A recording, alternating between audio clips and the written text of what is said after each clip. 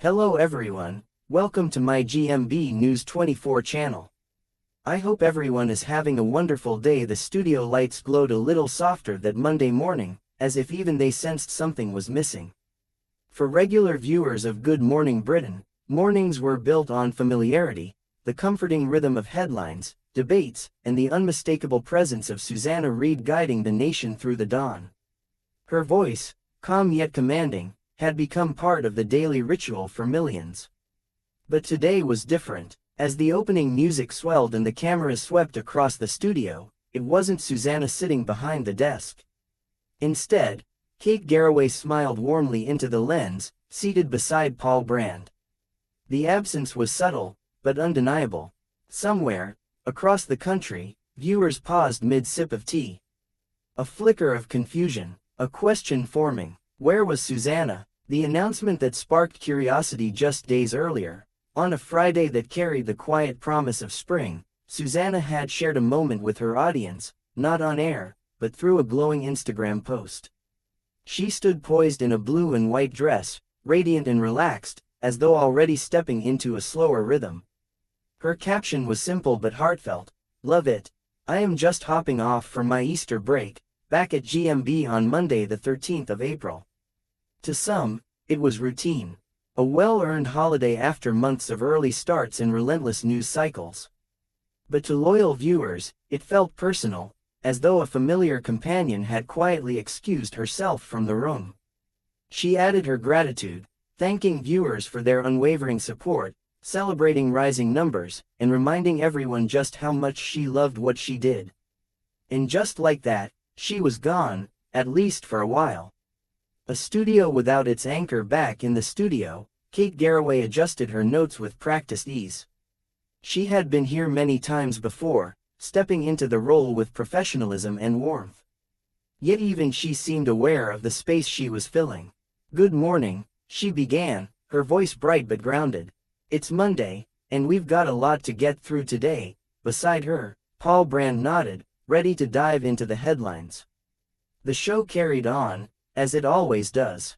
But something lingered, because Susanna Reid wasn't just a presenter. She was part of the fabric of the program. Alongside familiar faces like Ed Balls and Richard Madeley, she had helped shape the tone, the energy, the very heartbeat of the show. Without her, the morning felt slightly out of tune. Headlines and heavy stories still, the news waited for no one. Kate and Paul guided viewers through a series of pressing topics, stories that demanded attention, no matter who sat at the desk. There were discussions about hospital overcrowding in England, with experts warning of the deadly risks of corridor care. The images painted were stark: patients waiting in hallways, staff stretched thin, systems under strain. The conversation grew serious, reflective.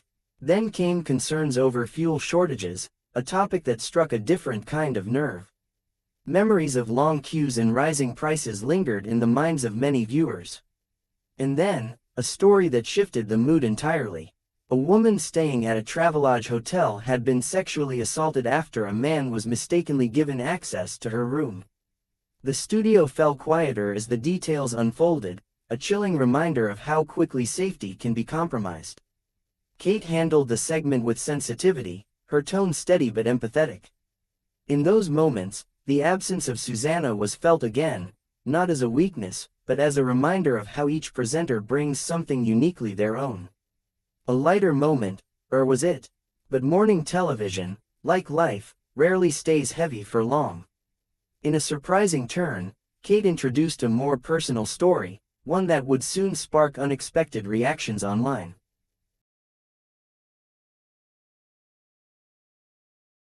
"Garden Pond," she said, a smile creeping into her voice. Paul blinked, slightly amused. Kate continued, half joking, half curious, asking viewers for advice on how to care for them. "Honestly," she laughed, "I'd bottle feed them if I could." For a brief moment, the studio atmosphere shifted. It was lighter, almost whimsical, a contrast to the gravity of earlier discussions. But not everyone was convinced. The viewers react across social media, reactions poured in almost instantly. Some found the segment charming, a welcome break from the relentless stream of serious news. Others, not so much. Frogs, is this a news program or not? One viewer wrote, clearly baffled.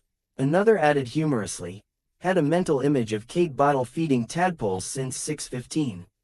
How's your Monday going? The comments reflected something deeper than just opinions about frog spawn. They highlighted the delicate balance morning shows must maintain, between informing and engaging, between seriousness and relatability. And perhaps, they underscored something else. The subtle difference in tone that comes when a familiar presence is missing. Behind the scenes, the need for a break while viewers debated frogs and headlines, Susanna was likely far from the studio lights. Her decision to take a break wasn't dramatic.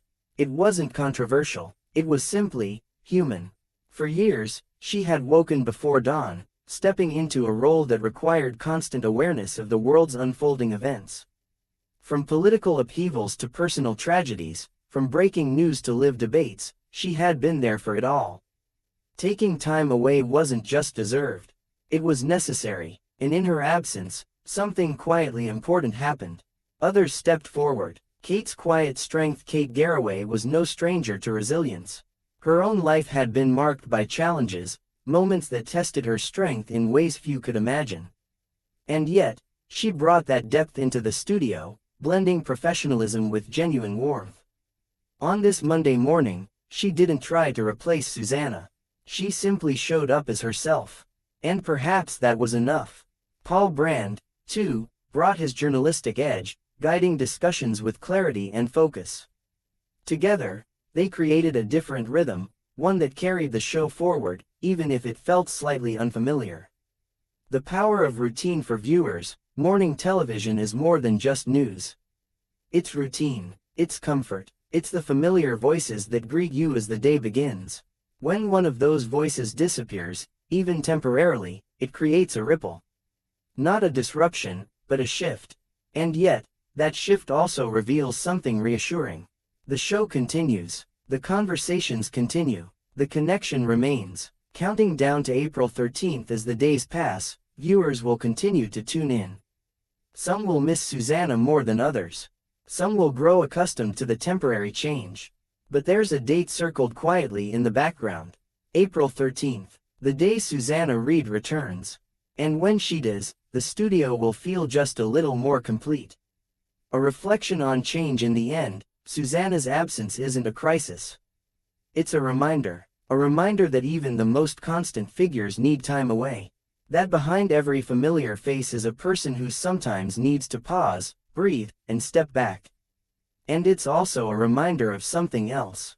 That shows like Good Morning Britain are bigger than any one person, yet deeply shaped by those who present them. Because while the headlines may change daily, the people who deliver them leave a lasting imprint. The morning moves on. As the broadcast neared its end, Kate smiled into the camera once more. That's all from us today. The music rose again, the lights dimmed slightly, and the screen faded. Another morning, another show. Different, but still familiar. And somewhere, perhaps with a cup of coffee in hand and no alarm clock in sight, Susanna. The quiet space she left behind in homes across the country, the absence of became more noticeable as the days unfolded, not in a dramatic way, but in the small, almost invisible gaps she usually filled. It was there in the pause before a headline, in the way a question was asked, in the subtle authority that guided heated debates back to calm ground. Morning after morning, viewers still tuned into, greeted by the capable presence of an. The stories were just as urgent, the conversations just as relevant, but familiarity has a rhythm, and when even one note is missing, people notice. Messages continued to trickle across social media. Missing Susanna this morning, one viewer wrote simply. Another posted, Kate is brilliant, but it's not quite the same without Susanna keeping everyone in line. It wasn't criticism, it was affection, a reflection of how deeply woven she had become in the daily lives of her audience. The human side of broadcasting. What often goes unseen in television is the sheer endurance it demands. Early alarms that ring before the world stirs. The mental weight of processing heavy news day after day. The emotional balance required to shift from tragedy to lighthearted moments in a matter of minutes. For someone like Susanna, that rhythm had been constant for years. So her stepping away, just for a couple of weeks, carried a quiet significance. It wasn't just a holiday. It was a reset, a chance to exist outside the relentless cycle of breaking news and live television. And perhaps, somewhere far from studio lights, she found herself doing the simplest things, walking without urgency, waking without an alarm, sipping coffee without scanning headlines. Moments most viewers take for granted. Moments she rarely could. The team that keeps it going back in the studio, the team continued to adapt, leaned into her natural warmth, often connecting more personally with guests and viewers. There was a softness in her delivery, a sense of empathy that shaped each segment differently. On the other hand, brought a sharper, analytical edge, guiding political discussions with precision and depth. Together, they didn't try to replicate Susanna. They created something slightly different. And that difference, while subtle, reminded viewers of something important: television isn't static. It evolves with the people who shape it. Even familiar faces like and, when appearing, contributed to this shifting dynamic, each adding their own tone, their own energy. The result, a program that still worked, still informed, still connected, just differently. A growing anticipation as April 13th edged closer, anticipation quietly built. It wasn't marked by loud promotions or dramatic announcements. Instead, it lived in the comments, the conversations, the small acknowledgments from viewers who had come to realize just how much one person could shape the start of their day. "Can't wait for Susanna to be back," someone posted. Another wrote, "Feels like the routine will finally be complete again." And that word, routine, said everything. Because in a world that often feels unpredictable, people hold tightly to the things that remain consistent. Familiar faces, familiar voices, familiar mornings. More than just a presenter when returns, she won't just be stepping back into a chair.